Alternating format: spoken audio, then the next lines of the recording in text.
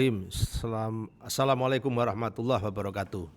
Selamat pagi, siang, dan malam. Ya, tergantung Anda bukanya kapan ya. Enak sekali ya, sekolah bisa di mana saja dan kapanpun ya. Kita masuk di pertemuan kedua ya. Semoga tetap semangat supaya tetap sehat ya. Kita masuk di pembahasan materi yang kedua. Kita lanjutkan apa yang sudah kita bicarakan kemarin ya. Di awal kita bicara tentang definisi bisnis keluarga secara akademis dan seringkali hal yang berkaitan dengan permasalahan yang seringkali muncul dari mana saja ya gitu ya. Kita masuk ke teori berikutnya tentang transformasi perusahaan keluarga ya. Perusahaan keluarga adalah sebuah entitas bisnis yang memiliki karakteristik yang unik ya, yang tidak dimiliki oleh perusahaan pada umumnya. Nah, ini karakteristik yang unik. Nah, apa saja ya? Kalau kita lihat di sini, karakteristik yang unik itu di sini dikatakan tentang pengelolaan dan transformasi perusahaan keluarga yang memiliki pola yang unik pula. Perusahaan keluarga pada umumnya memiliki visi jangka panjang yang solid. Kedua, yang ketiga karena adanya kepemilikan dan komitmen jangka panjang yang jelas.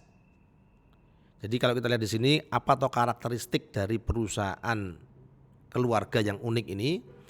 Yang pertama adalah yaitu pengelolaan dan transformasi perusahaan keluarga yang mempunyai pola yang unik juga.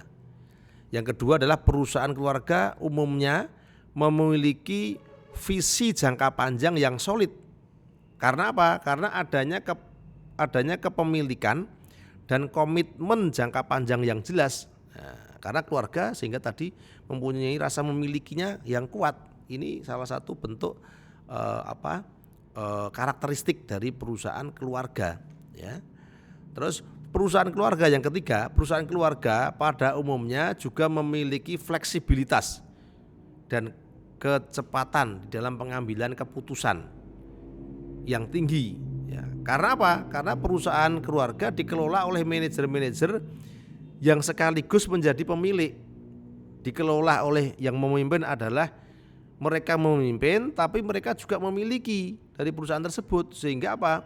Fleksibilitasnya akan lebih besar ya, kecepatan di dalam pengambilan sebuah keputusan akan lebih cepat. Nah, dan yang terakhir, loyalitas, kedekatan dan kecintaan para pengelola yang notabene keluarga tadi menjadi kunci perusahaan keluarga umumnya demikian tinggi sehingga kohesivitasnya juga demikian tinggi, keinginan untuk majunya juga akan lebih tinggi. Ya, dikatakan di sini karakteristik unik yang dimiliki oleh perusahaan keluarga ada 4 tadi ya. Yang pertama adalah punya pengelolaan dan transformasi perusahaan ya, punya pengelolaan dan transformasi perusahaan yang unik. Yang kedua, perusahaan keluarga pada umumnya mempunyai visi dan misi jangka panjang yang jelas ya, yang sudah pasti karena punya keterlibatan di dalam kepemilikan tadi. Yang ketiga adanya adanya perusahaan keluarga yang memiliki fleksibilitas ketepatan di dalam pengambilan keputusan. Karena apa? Karena pemimpin atau yang memimpin yang mengoperasionalkan perusahaan itu dia juga menjadi pemiliknya. Nah, sehingga kan tidak perlu harus konsultasi, harus rapat karena dia mengambil keputusan tapi dia juga sebagai pemilik. Itu karakteristik yang seringkali dimiliki oleh perusahaan keluarga. Yang terakhir adalah punya loyalitas, punya kedekatan dan kecintaan pada para pengelola tadi ya terhadap keluarga yang mempunyai kohesivitas yang tinggi. Jadi ada 4 ya. Jadi ada 4 karakteristik perusahaan keluarga ya yang membedakan dengan perusahaan pada umumnya. Ya, kita contohkan saja di dalam mengambil keputusan. Kenapa kalau keluarga lebih cepat ya tadi? Karena dia selain dia memimpin, dia memiliki hal tersebut. Ya, punya pengelolaan yang unik. Kenapa? Karena punya rasa memiliki. yang besar, sehingga punya rasa tanggung jawab bagaimana perusahaan itu harus bisa berjalan dengan baik. Ya, nah itu kita lihat itu salah satu, ada 4 karakteristik di perusahaan keluarga yang seringkali berbeda dengan perusahaan pada umumnya.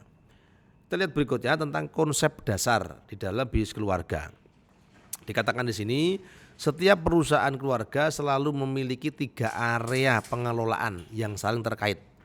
Jadi konsep dasarnya di dalam pengaturan perusahaan keluarga ada 3 komponen yang saling mengait satu dengan yang lainnya.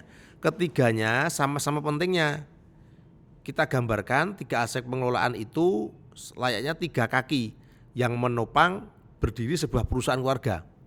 Kaki ketiga-tiganya harus ada, karena kalau salah satu dari kaki itu buntung, maka perusahaan itu akan pincang. Ya, kakinya 3, kita contohkan begitu. Bukan 2, bukan 4, tapi 3 kaki. Ya. Kaki yang pertama adalah bagaimana ya konsep tentang pengelolaan bisnis atau yang dikatakan sebagai bisnis manajemen.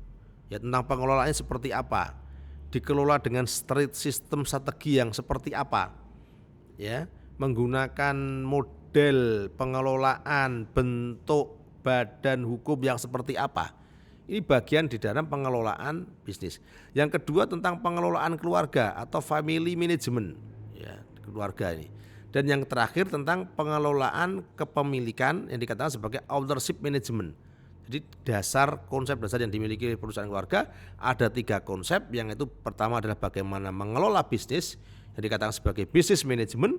Yang kedua adalah bagaimana mengelola keluarga dikatakan sebagai family management. Dan yang ketiga adalah pengelolaan kepemilikan yang dikatakan sebagai ownership management. Nah, kita akan bedah satu persatu tentang konsep dasar bisnis keluarga tersebut. Yang ketiganya ini ya. Yang pertama, menyangkut pengelolaan teknis bisnis, ya. Ini kaki yang pertama.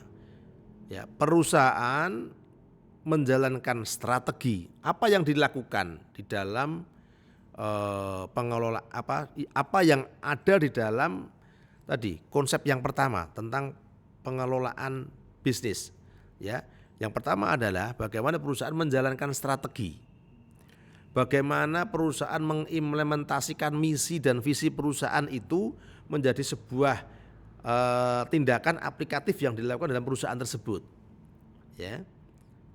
Isi yang berikutnya adalah apa? Bagaimana membangun desain organisasi, ya, dan sebagainya. Nah, jadi ada tentang bagaimana menjalankan strateginya, bagaimana mengimplementasikan misi dan visi yang harus dilakukan dalam perusahaan tersebut, dan bagaimana membangun desain organisasi yang efisien, efektif. Ya. Area ini generik sifatnya, artinya apa? Akan kita temui di jenis perusahaan apapun. Jadi kalau di teknik bisnis ini, di jenis perusahaan apapun akan kita temui, tidak hanya di perusahaan keluarga. Ya. Apakah itu perusahaan yang keluarga atau kan bukan? Nah, aspek ini penting, namun seperti kami katakan di depan, menjadi loyo, menjadi tidak berfungsi dengan baik kalau 2 aspek yang lainnya terabaikan. Ya, ini kan aspek tentang pengelolaan teknik bisnis. Kita masih ada 2 aspek pengelolaan keluarga dan aspek tentang kepemilikan tadi. Ya. Kita lihat aspek yang kedua. Yang kedua ini, kaki yang kedua adalah berhubungan dengan manajemen tentang keluarga. Ya. Menyangkut tetek bengek pengelolaan keluarga. Jadi tadi yang pertama tadi tentang teknik bisnis, yang kedua ini pengelolaan tentang keluarganya. Ya, family manajemennya, ya. Yang berhubungan dengan semua hal pengelolaan keluarga yang dalam hal ini merupakan salah satu stakeholder yang utama perusahaan, mengingat posisinya sebagai pemilik. Berbagai isu yang menyangkut pengelolaan keluarga sangat beragam dan cukup luas cakupannya. Nah, isinya apa saja di dalam pengelolaan keluarga ini, mulai dari pembagian kekuasaan di antara anggota keluarga pemilik, ya. Terus menentukan anggota keluarga yang duduk di dalam manajemen siapa saja. Berdasarkan kapasitasnya, berdasarkan kemampuannya seperti itu. Ya. Terus membangun trust, ya, membangun kepercayaan ya dalam keluarga tadi, dalam keluarga. Kan tidak mudah itu membangun kepercayaan di antara keluarga sendiri. Wah, ojo kae, jangan itu, dia orangnya seperti ini. Sama ini di dalam keluarga sendiri harus dibangun kepercayaan antar anggota keluarga apabila pengen perusahaan keluarga ini bisa berjalan dengan baik, ya. Terus mengelola berbagai kepentingan yang bermain di antara keluarga yang terlibat dalam perusahaan. Ya, seringkali ada hal yang berkaitan di antara pemilik itu kita harus kelola betul ini, ya, kelola aspek-aspek psikologisnya itu terutama. Terus apalagi yang ada di dalamnya, menentukan garis besar kebijakan keluarga dengan arah ke depan perusahaan, ya, menentukan kebijakan keluarga yang sinkron dengan arah dari perusahaan tersebut. Kebijakan keluarga ini, perusahaan ini akan dibuat seperti apa? Perusahaan ini akan melangkahkan atau menjadikan sesuatu yang seperti apa? Arahnya seperti apa? Ini harus ditentukan di situ, ya. Terus menyatukan, ini tidak kalah pentingnya, menyatukan visi keluarga, tidak mudah ini, ya. Dari banyak kepala, banyak pemilik kita satukan jadi satu visi, ya ibaratnya apa? Ya kita harus fokus dengan visi itu. Contohnya yang sering kali muncul, bagaimana perusahaan ini jangan sampai hancur, jangan sampai mati.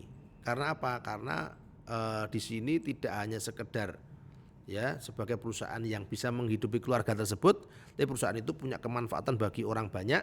Dan salah satunya lagi adalah apa? Spirit bagaimana memegang tongkat estafet yang sudah diberikan oleh generasi sebelumnya. Ini menjadi kekuatan, ya.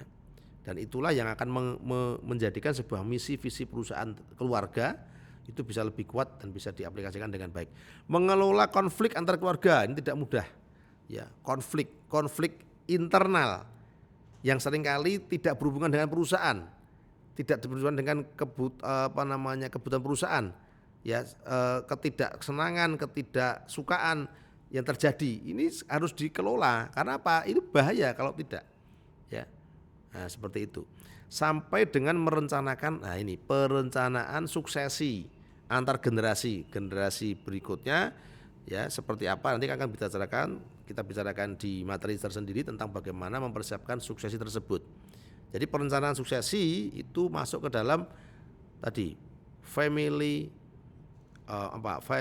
management. Ya, kalau yang pertama tadi teknis, ini family management di dalam pengelolaan keluarga.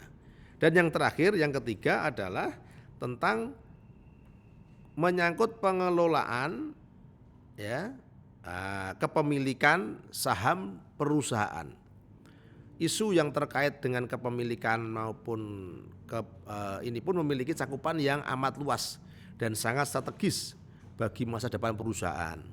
Ya, isu tersebut mulai dari perumusan struktur dan distribusi kepemilikan antara keluarga yang terlibat.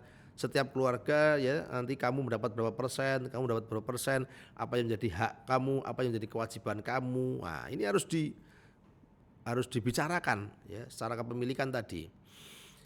Mulai dari perumusan struktur dan distribusi kepemilikan antara keluarga yang terlibat, kapitalisasi modal, ya, terus cakupan dan mekanisme kontrol keluarga dalam perusahaan. Karena apa? Seringkali perusahaan keluarga yang sudah besar itu manajemennya diberikan kepada orang lain di luar keluarga. Keluarga sebagai pemilik, pemimpinnya diserahkan kepada orang lain, profesional yang mereka digaji, dibayar, dan yang notabene tidak ada kedekatan secara keluarga. Itu bagi yang perusahaan keluarga yang skupnya udah begitu besar. Ya, untuk apa? Untuk menjembatani, untuk supaya apa? Tidak campur aduk ini antara kepemilikan dan kepemimpinan. Ya, contoh seperti itu supaya lebih bisa profesional, ya. Menarik modal, berikut lagi kebijakan untuk menarik modal dari luar keluarga untuk mempertahankan dominasi kepemilikan.